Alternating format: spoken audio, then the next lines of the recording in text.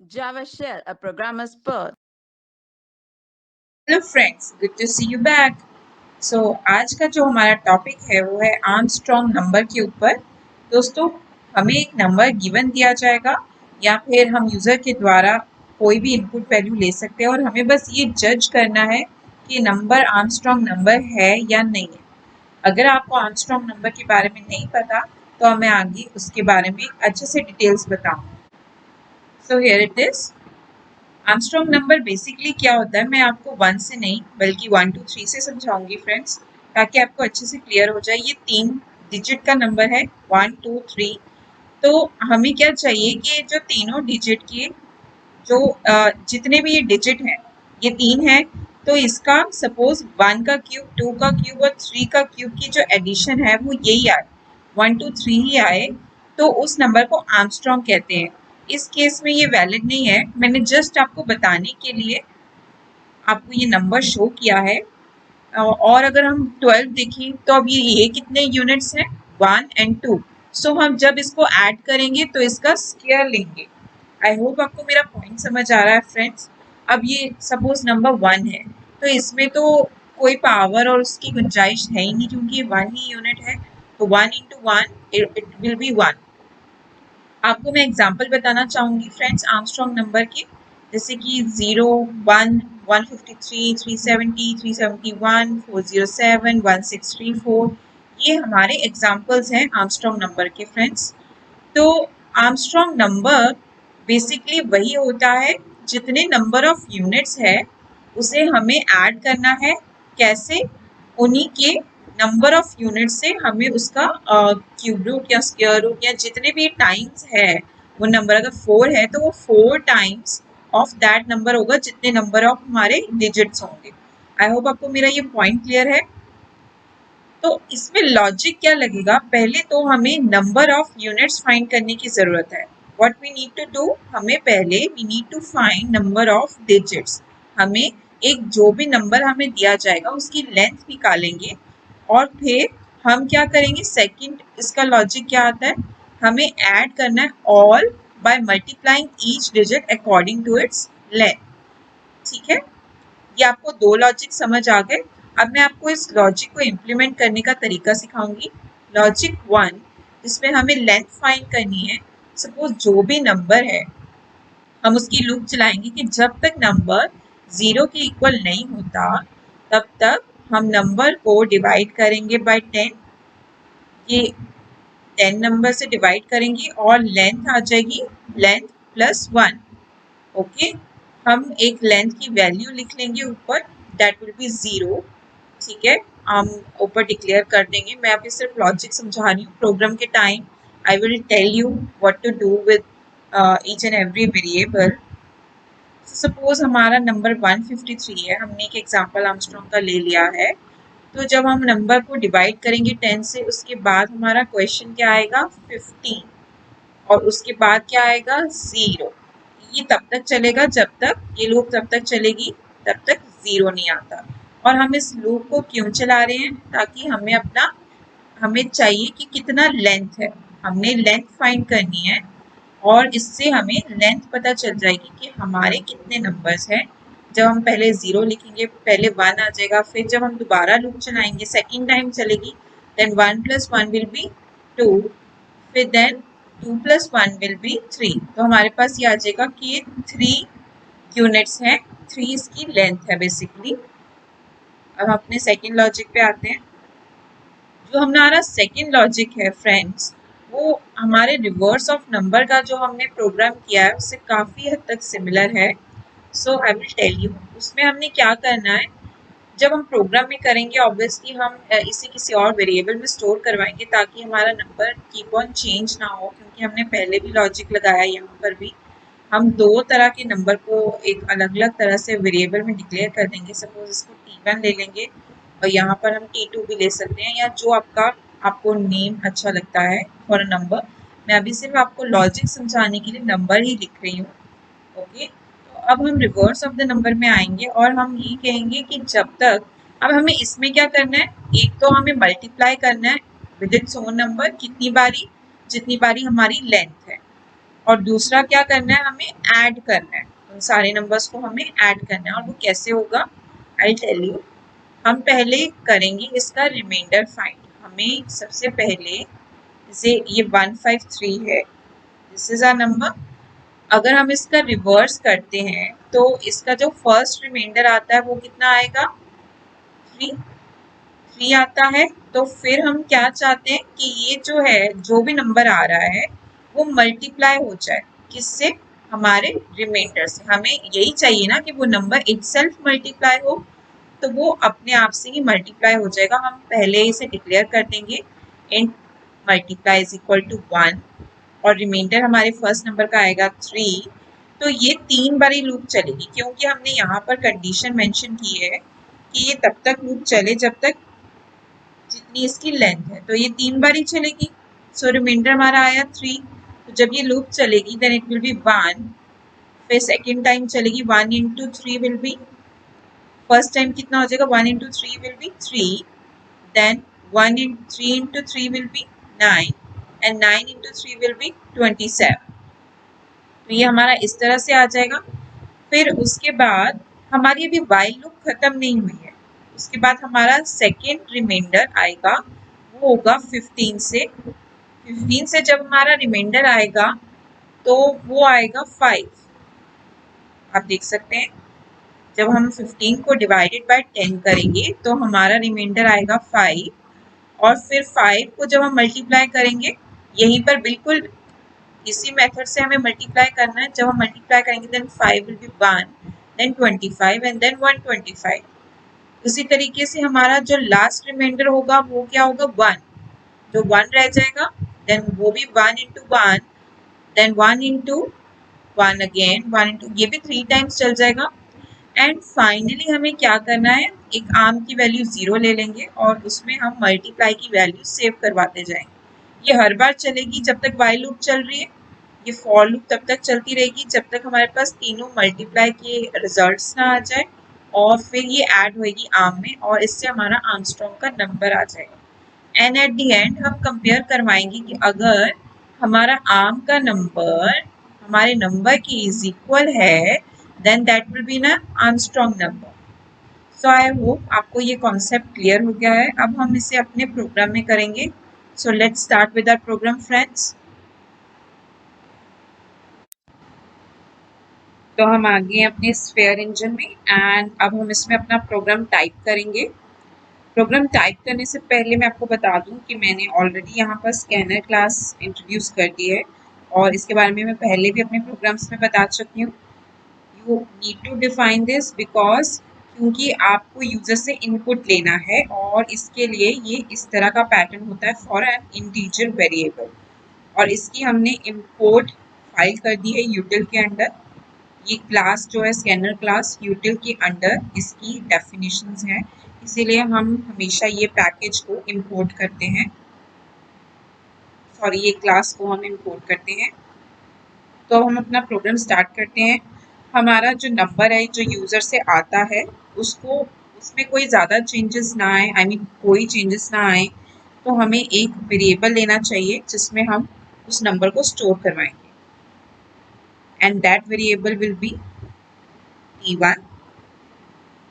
ठीक है, हमने t1 ले लिया है जिसको हमने इज इक्वल टू लिख दिया है नंबर। अब हम अपनी while लूप लगाएंगे। मैंने आपको पहले भी बताया था कि पहला फर्स्ट जो हमारा फर्स्ट लॉजिक है उसमें हमें लेंथ फाइंड करनी है। तो फॉर दैट हमें while लूप लगाना पड़ेगा कि अगर t1 जो है हमारा इज नॉट इक्वल टू 0 है तो हमारा ये while लूप चल पड़े। और एक जो लेंथ वेरिएबल है जिसे हम यहाँ पर फिर डिफाइन करते हैं, कॉमा लेंथ, LENG लिख देते हैं उसके लिए, इज इक्वल टू, हम 0 पहले ही मेंशन कर देते हैं।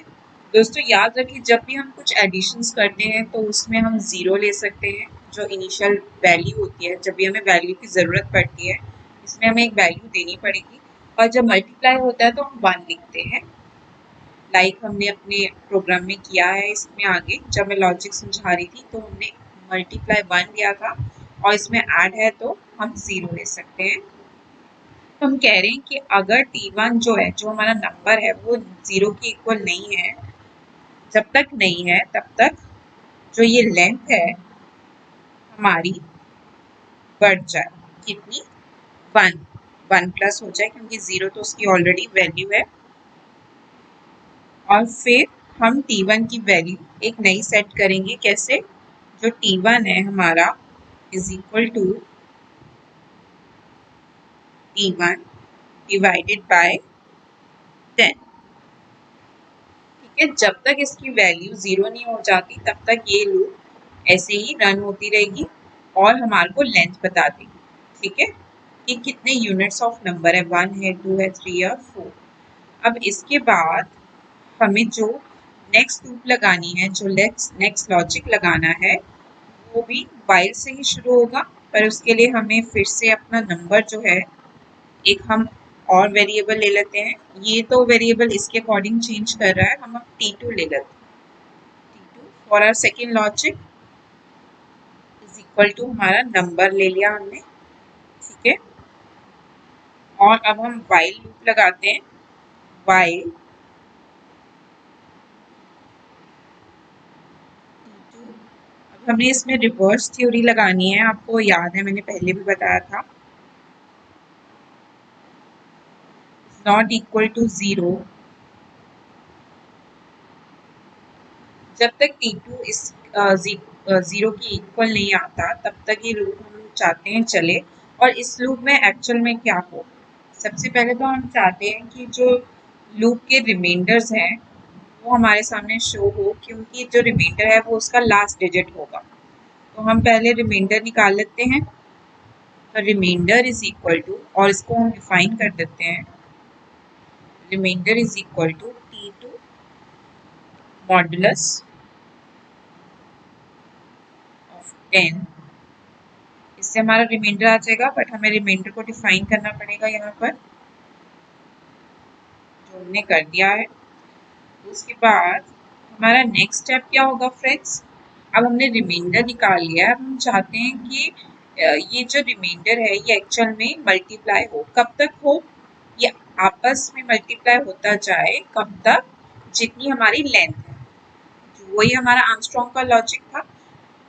सो हम क्या करेंगे, फॉर लूप लगाएंगे। For int i is equal to 1 ले लेते हैं। i less than equal to length. जब तक हमारी लेंथ नहीं आ जाती, यहाँ से हमारी लेंथ ऑलरेडी निकल चुकी है, तब तक ये लूप चलेगी।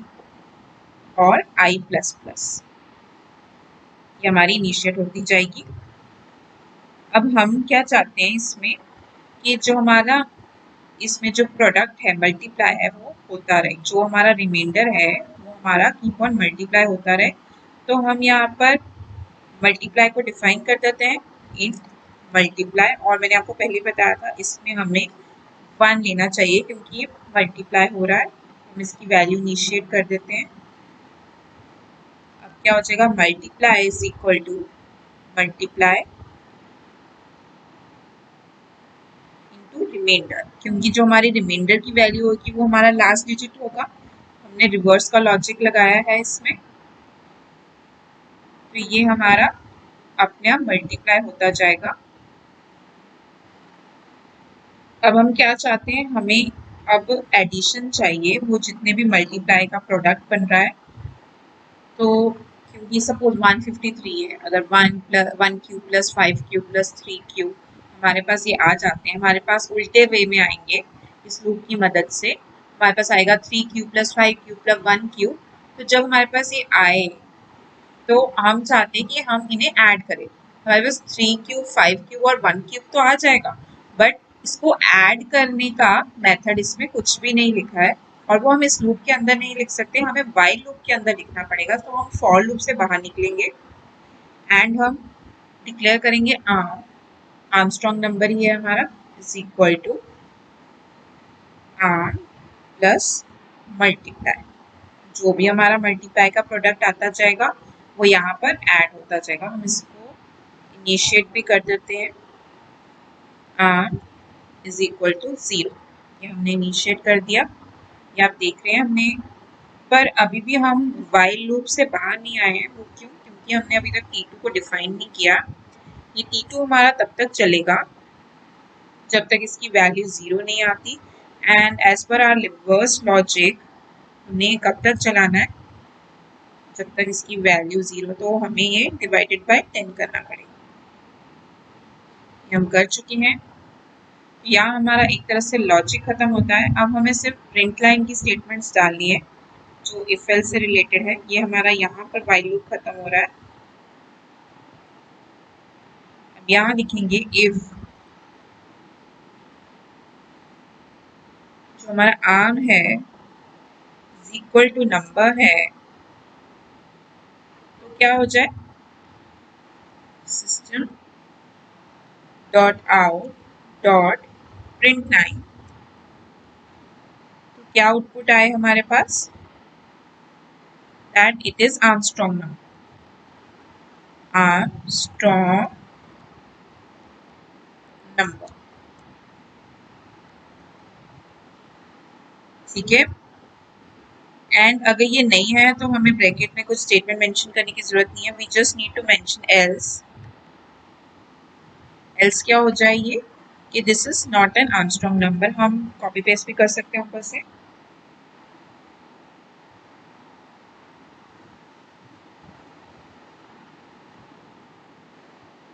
बस हमें नॉट लिखना है आगे।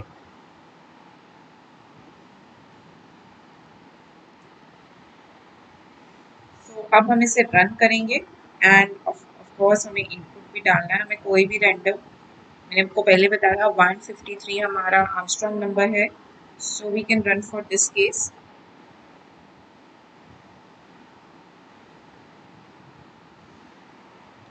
हमें कोई एरर होगा तो भी पता चल जाएगा। देयर इज नो एरर और हमारा रिजल्ट भी बिल्कुल ठीक आया है। Now we can put randomly any number like 100। Okay, अब हम इसके लिए रन करेंगे।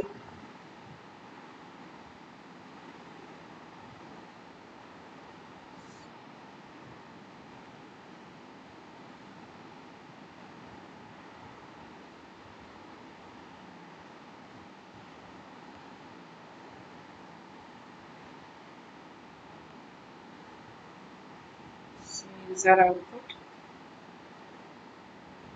Sorry for the interruption. इसके लिए रन करेंगे।